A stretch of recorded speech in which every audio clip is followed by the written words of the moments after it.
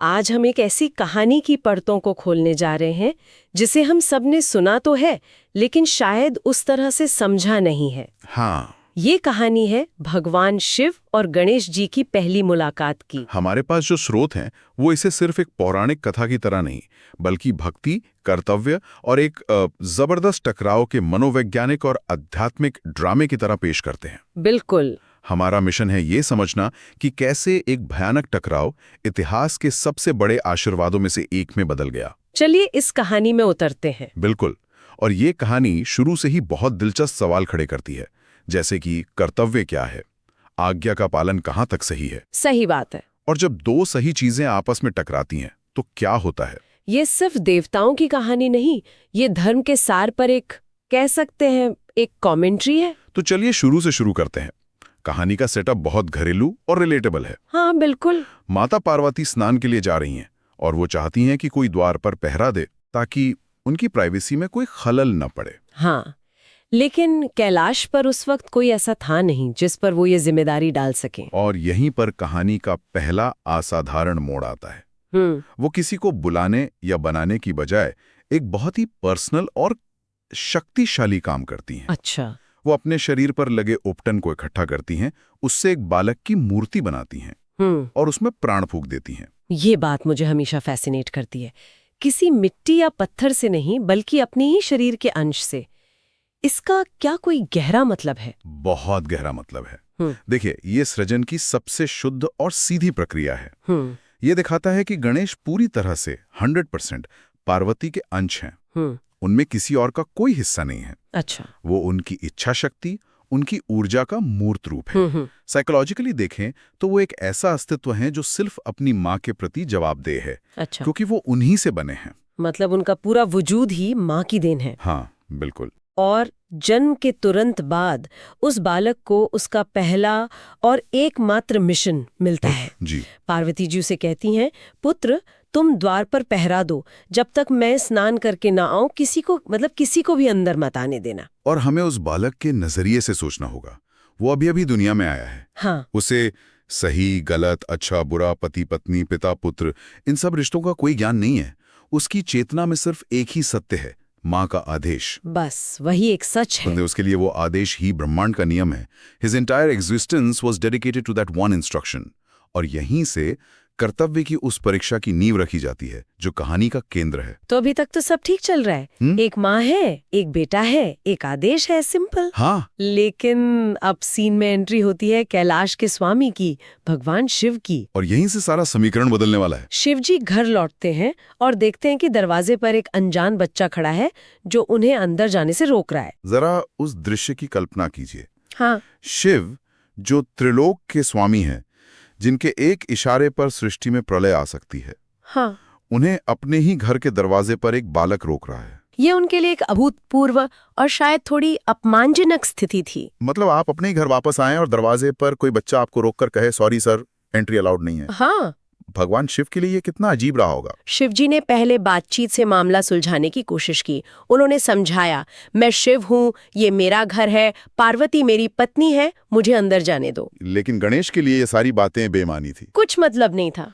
उनके दिमाग में तो बस एक ही डायरेक्टिव चल रहा था, किसी को अंदर नहीं आने देना। सही है। और यहीं पर धर्म का वो टकराव होता है जिसकी हम बात कर रहे थे।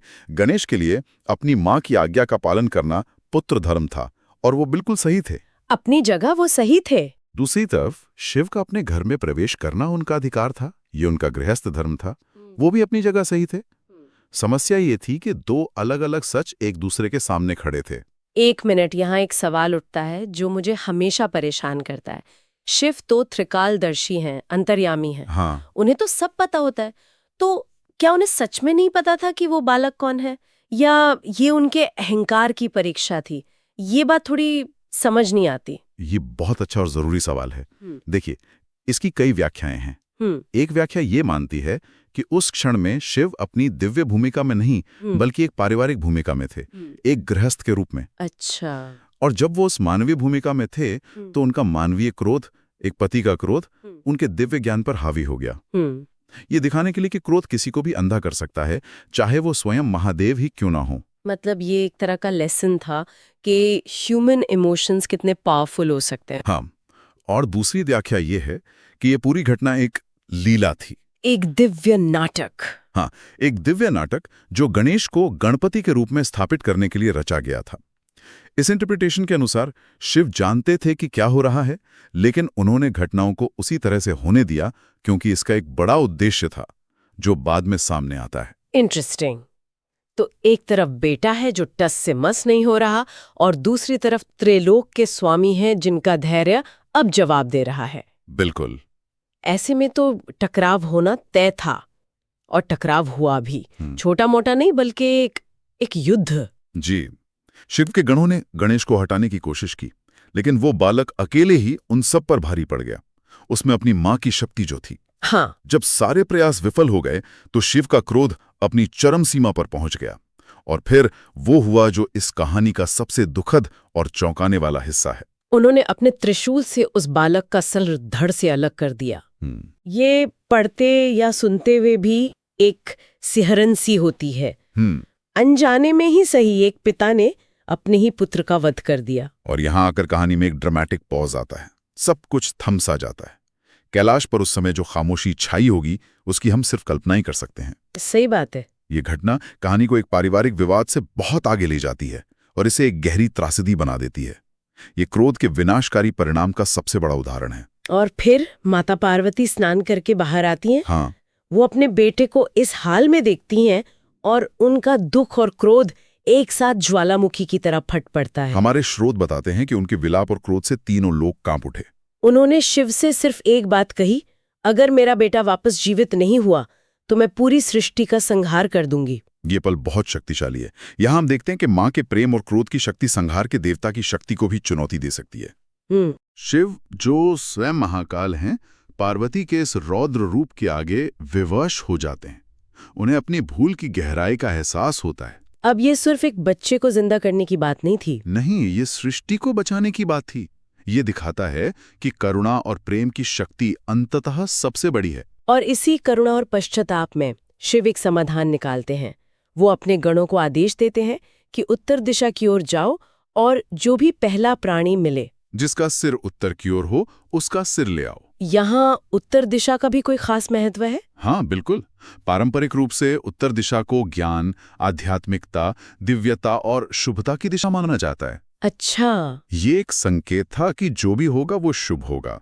वो एक दिव्य योजना का हिस्सा है। और गणों को सबसे पहले एक हाथी का बच्चा मिलता है। हाथी, जो बुद्धि, शक्ति और सौभाग्य का प्रतीक माना जाता है। एग्जैक्टली। तो ये महज एक सिर का प्रतिस्थापन नहीं था। नहीं, ये एक दिव्य ट्रांसफॉर्मेशन की तैयारी थी। एक शक्तिशाली और बुद्धिमान प्राणी का सिर लाया जा रहा था। ये कहानी को एक निर्णायक और मंगलकारी मोड़ देता है। और फिर वो क्षण आता है, महादेव उस हाथी के सिर को बालक के धड़ से जोड़ते हैं और उसमें फिर से प्राण फूंकते हैं। जी। गणेश जी उठ के बैठ जाते हैं। हमारे स्रोत इस पल को शिव और गणेश का सच्चा मिलन कहते हैं। हाँ, क्योंकि पहले का मिलन टकराव और अज्ञान पर आधारित था। सही है। शिव उन्हें एक बाधा के रूप में देख रहे थे। हाँ। और गणेश उन्हें एक अजनबी के रूप में। हाँ। ये दूसरा मिलन ज्ञान, करुणा और स्वीकृति पर आधारित है। शिव अब उन्हें केवल एक द्वारपाल के रूप में नहीं, बल्कि अपने प्रिय पुत्र के रूप में देख रहे हैं। हाँ। और गणेश को एक नया और ज्यादा शक्तिशाली स्वरूप प्राप्त होता है। वाओ, ये तो मैंने कभी इस तरह से सोचा ही नहीं कि उनका सबसे बड़ा सम्मान असल में उनकी सबसे बड़ी त्रासदी से निकल कर आया। The transformation is just incredible. बिल्कुल। लेकिन कहानियां खत्म नहीं होती।